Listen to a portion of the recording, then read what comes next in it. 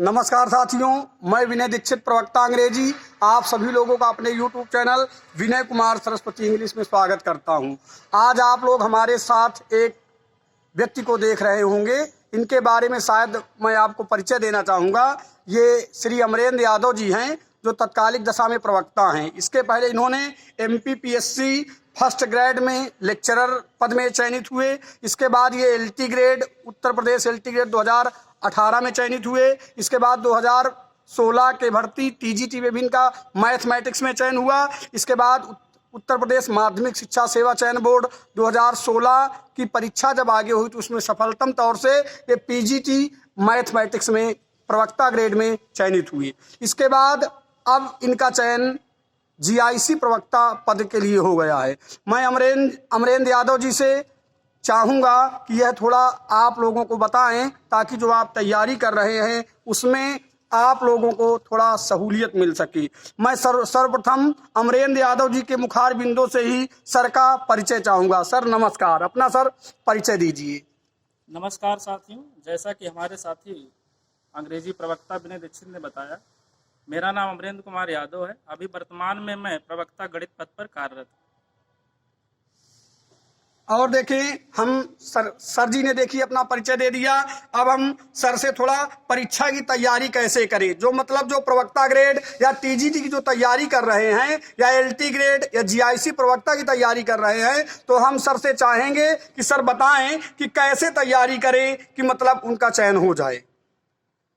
इसके लिए सर्वप्रथम मैं बताना चाहूँगा कि कोई भी परीक्षा हो, सबसे पहले परीक्षा की तैयारी शुरू करने से पहले आपको उसके सिलेबस के विषय में अच्छे से समझ लेना चाहिए। तत्पश्चात आपको अपनी स्ट्रेटजी तैयार करनी चाहिए। उसमें सर्वप्रथम स्ट्रेटजी आपकी बुक लिस्ट होनी चाहिए।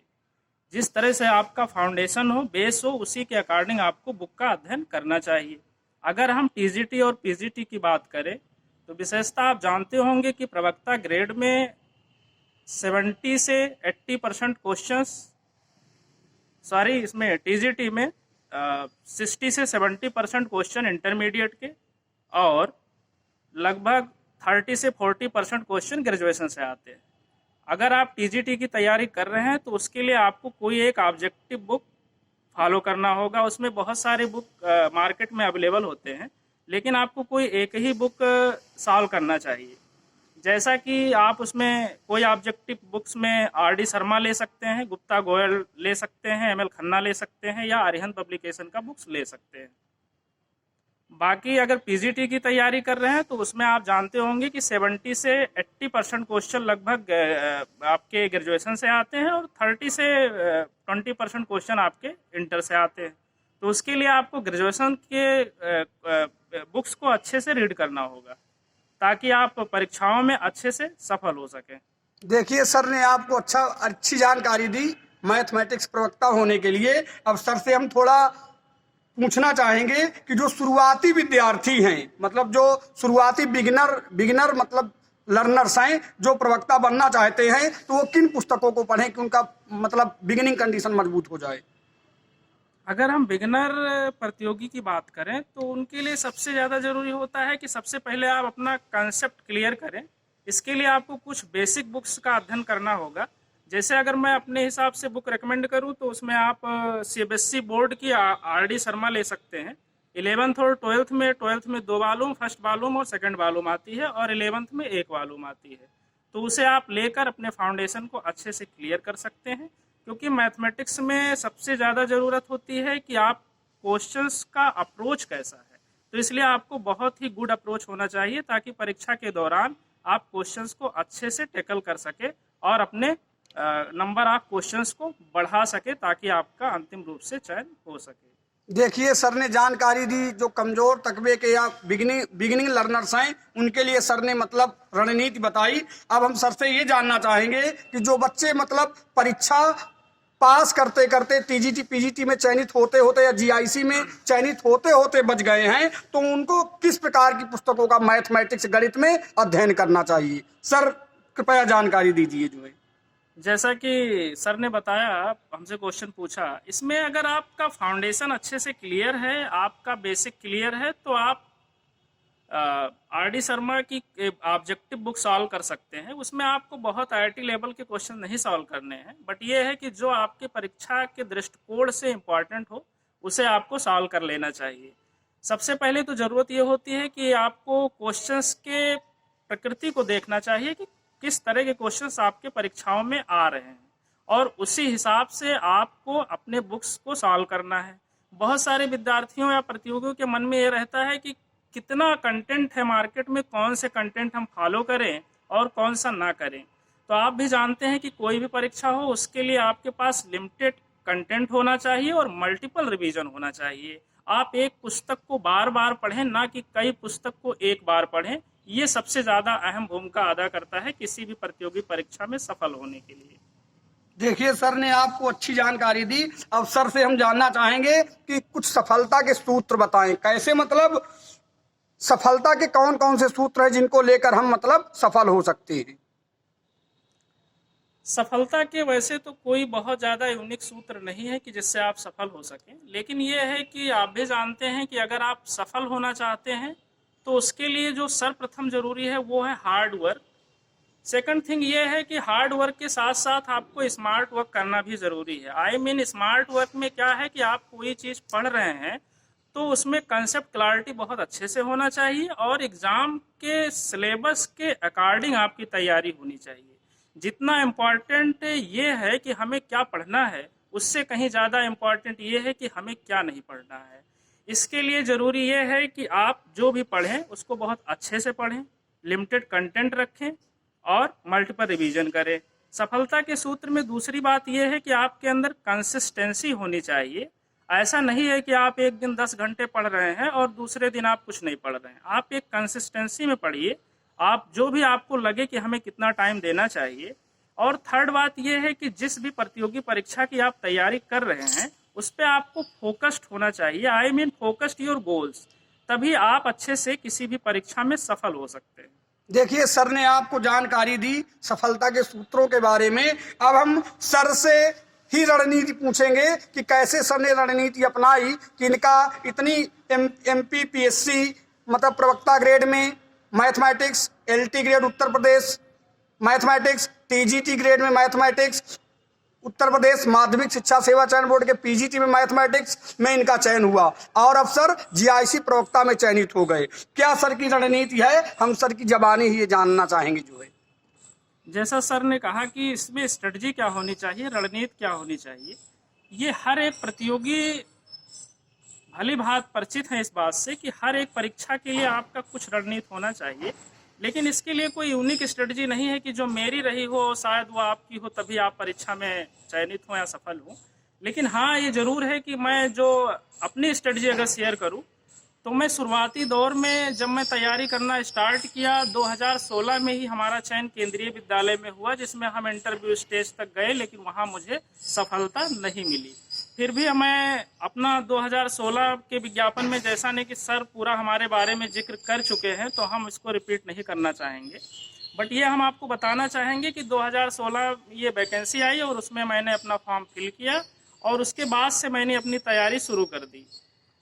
तो 2016 से मैंने अपनी तैयारी शुरू की, जिसमें मैंने आर.डी. शर्मा ऑब्जेक्टिव मैथमेटिक्स को फॉलो करना शुरू किया और उसके क्वेश्चंस को मैंने अच्छे से करना शुरू किया। उसके लिए मैं ज़्यादातर यही स्ट्रेटजी अपनाता था कि मैं पहले तो कॉन्सेप्ट को बहुत अच्छे से क्लियर कर लेता था, तत्पश्चात मैं उसके ऑब्जेक्टिव क्वेश्चंस को अपने अप्रोच से सॉल्व करता था ताकि मुझे परीक्षा के दौरान किसी प्रकार की कोई दिक्कत ना आए। परीक्षा के दौरान मैथमेटिक्स में अगर हम खास बात करें तो इसमें टाइम इशू बहुत होता है, जो कि आपको भी पता होगा। टीजीटी पीजीटी की अगर आप तैयारी कर रहे हैं तो भली बात आप पेपर से परिचित भी होंगे कि इसमें कोई बहुत ज़्यादा लेवल के प्रश्न नहीं आते हैं। प्रवक्ता में थोड़ा कठिन प्रश्न हो सकते हैं, लेकिन उसमें टाइम इशू बहुत मैटर करता है। तो इसके लिए ज़रूरी ये है कि जब भी आप घर में प्रैक्टिस कर रहे हो तो विद इन टाइम करें, आप टाइमर लगा लें और उसी के अनुसार आप घर में प्रैक्टिस करें ताकि आपके कंसेप्ट भी अच्छे से क्लियर हो जाए और आप परीक्षा के दौरान एग्जामिनेशन हॉल में उसके लिए अच्छे से तैयार हो सके। तो ये हमारी रणनीति रही है और मुझे लगता है कि इस रणनीति से कुछ लोगों को ज़रूर लाभ मिलेगा। बाकी आप अपने हिसाब से तैयारी करें, सफलता जरूर मिलेगी। अब हम सर से ये जानना चाहेंगे, कुछ लोग घंटों को महत्व देते हैं कि इतने घंटे पढ़ना चाहिए, तो हम सर से ये जानना चाहेंगे कि सर कितने घंटे स्टडी किया जाए कि आसानी से कोई व्यक्ति प्रवक्ता मैथमेटिक्स में हो जाए। ये बहुत ही कॉमन क्वेश्चन है और मैक्सिमम प्रतियोगियों के मन में ये विचार आता है कि किसी भी परीक्षा की तैयारी करते समय घंटे कितना दिया जाए, और ये मेरे मन में भी शायद उस समय रहता था जब मैं तैयारी करना स्टार्ट किया था कि इस परीक्षा के लिए कितने घंटे दिया जाए।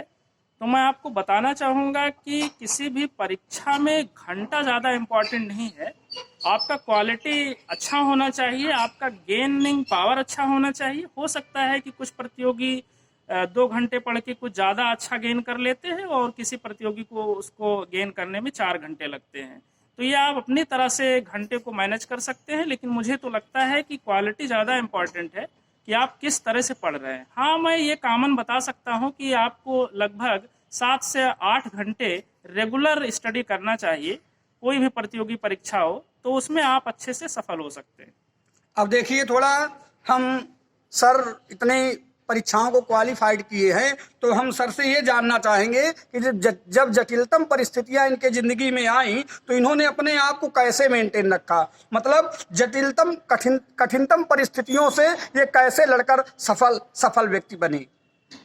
जैसा सर ने कहा कि अगर कठिन परिस्थितियां हमारे सामने हो तो उसमें हम कैसे लड़कर सफलता पा सकते हैं, ये बहुत ही अच्छा क्वेश्चन है और सर को हम धन्यवाद देना चाहेंगे जो इस तरह के प्रश्न हमसे किए, ताकि बहुत सारे प्रतियोगी छात्र के मन में रहता है कि हमारी स्थिति ऐसी है। बहुत सारे उसमें फैक्टर हो सकते हैं। आप फाइनेंशियल अपने घर से सपोर्ट, फाइनेंशियल में कमज़ोर हो सकते हैं, या बहुत सारे परिस्थितियाँ आती हैं जीवन में। लेकिन मैं आपको बता रहा हूँ कि परिस्थितियाँ स्वयं नहीं आती हैं, किसी भी परिस्थिति को स्वयं क्रिएट करना पड़ता है। हर व्यक्ति के जीवन में कुछ ना कुछ समस्याएं जरूर आती हैं। लेकिन जब मैं आपको बताना चाहूँगा, 2016 में जब मेरा चयन केंद्रीय विद्यालय में हुआ और मैं इंटरव्यू से बाहर हो गया, मेरा फाइनल अंतिम रूप से चयन नहीं हो पाया कुछ मार्क्स से, तो मुझे लगा कि क्या पढ़ाई करनी चाहिए, तैयारी आगे करनी चाहिए या नहीं करनी चाहिए। तो मैंने किसी तरह से हमने सोचा कि चलो एक असफलता मिली है, किसी ना किसी दिन सफलता जरूर मिलेगी। फिर मैंने अपने पूरे हौसले के साथ, पूरी तन्मयता और लगन के साथ अपनी पढ़ाई स्टार्ट की, और आज सर ने जैसा बताया कि मेरा चयन काफ़ी प्रतियोगी परीक्षाओं में हो चुका है, सर ने जिक्र किया है और आप देखे भी होंगे। तो इसलिए मुझे लगता है कि परिस्थिति बहुत मैटर नहीं करती है। अगर आपके अंदर लगन और तन्मयता है और किसी चीज़ को अगर पाने की चाहत है तो निश्चित तौर से आप उस चीज़ को पा सकते हैं, और कड़ी मेहनत का तो कोई जोड़ ही नहीं है। अगर आप कड़ी से कड़ी मेहनत कर रहे हैं तो आप जरूर सफल होंगे। अब सर से हम कुछ अति महत्वपूर्ण पुस्तकें जानेंगे जो मतलब TGT, PGT, LT grade, GIC lecturer के विद्यार्थियों को जरूर से जरूर पढ़ना चाहिए सफल होने के लिए। ये भी बहुत अच्छा क्वेश्चन है, क्योंकि हमारे मार्केट में कंटेंट बहुत हैं, और हम जब किसी भी प्रतियोगी परीक्षा की तैयारी करते हैं तो मुझे यही नहीं समझ में आता कि मुझे किन पुस्तकों का अध्ययन करना चाहिए और किन का नहीं करना चाहिए। तो मैं ये बताना चाहूँगा कि हमेशा आप याद रखें, कोई भी प्रतियोगी परीक्षा की तैयारी स्टार्ट करें, उसके लिए सबसे पहले सिलेबस को अच्छे से रीड कर लें, उसके अकॉर्डिंग आपको स्टैंडर्ड बुक ही फॉलो करें। अगर मैं कुछ स्टैंडर्ड बुक का नाम बताऊं तो जैसे अगर मैथमेटिक्स की बात करूं तो उसमें ऑब्जेक्टिव मैथमेटिक्स आर.डी. शर्मा आप ले सकते हैं। गुप्ता एंड गोयल की भी ऑब्जेक्टिव मैथमेटिक्स अच्छी है, उसे भी आप प्रेफर कर सकते हैं। एम.एल. खन्ना की भी ऑब्जेक्टिव मैथमेटिक्स अगर आप लेना चाहें तो ले सकते हैं, और अरिहंत पब्लिकेशन की भी आती है जो स्पेशली आई.आई.टी. के लिए है। लेकिन जब आप किसी चीज़ को बहुत अच्छे से पढ़ते हैं तो आपका कंसेप्ट क्लियर हो जाता है और आप छोटी परीक्षाओं को भी आसानी से क्रैक कर सकते हैं। तो मुझे लगता है कि आपको लेकिन कोई एक ही ऑब्जेक्टिव बुक फॉलो करना है, बहुत सारे ऑब्जेक्टिव बुक ला करके अपनी अलमारी नहीं सजानी है, क्योंकि प्रतियोगी परीक्षाओं में एक बहुत ही इम्पॉर्टेंट रोल प्ले करता है, वो है लिमिटेड कंटेंट, या जिसको हम कहते हैं कि हमारे पास बहुत ही लिमिटेड रिसोर्सेस होने चाहिए और उसके मल्टीपल टाइम्स रिवीजन होनी चाहिए, क्योंकि रिवीजन इज अ की। अगर आप रिवीजन अच्छे से कर रहे हैं तो आपको जरूर सफलता मिलेगी। अब हम सर से थोड़ा अंतिम दौर में जानना चाहेंगे कि सर प्रतिस्पर्धी विद्यार्थी जो मैथमेटिक्स में टीजीटी चयन से बाहर हो गए हैं, एलटी ग्रेड के चयन से बाहर हो गए हैं, प्रवक्ता के चयन से बाहर हो गए हैं और GIC lecturer Uttar Pradesh GIC प्रवक्ता के चयन से बाहर हो गए हैं, तो सर उनको क्या संदेश देना चाहेंगे कि कैसे वे अपने आप को मोटिवेट रखें और आगे सफलता गेन करने में उपयुक्त सिद्ध हों? हम सर की ज़बानी ही जानेंगे। ऐसे प्रतियोगियों को मेरा यही संदेश रहेगा कि अगर आप कुछ परीक्षाओं से असफल हो चुके हैं तो आपको किसी भी प्रकार की कोई भी चिंता लेने की ज़रूरत नहीं है। आप आगे अपना तैयारी स्टार्ट करें ताकि आप आने वाले न्यू वैकेंसी में अपने एक सीट को सुरक्षित कर पाएँ, क्योंकि हर एक असफलता हमारे सफलता की सीढ़ी बनती है। और इस तरह से आप आगामी परीक्षाओं की तैयारी करें। जो भी आप कर रहे हैं TGT, PGT, LT, GIC, lecturer grade में या और भी आप परीक्षाओं की तैयारी कर रहे हैं, तो उसके लिए आप अपनी रणनीति बनाएं और अच्छे से तैयारी करें, तो आपको सफलता जरूर मिलेगी। मैं सर के माध्यम से आप सभी प्रतियोगी मैथमेटिक्स रीडर्स को मतलब सर के माध्यम से काफ़ी चीज़ें आपको बताई गई, इसलिए मैं सर का बहुत बहुत आभार व्यक्त करता हूं जो हमारे चैनल में आए। सर को मैं नमस्कार करते हुए आप सभी लोगों से विदा लेता हूं। नमस्कार सर, नमस्कार।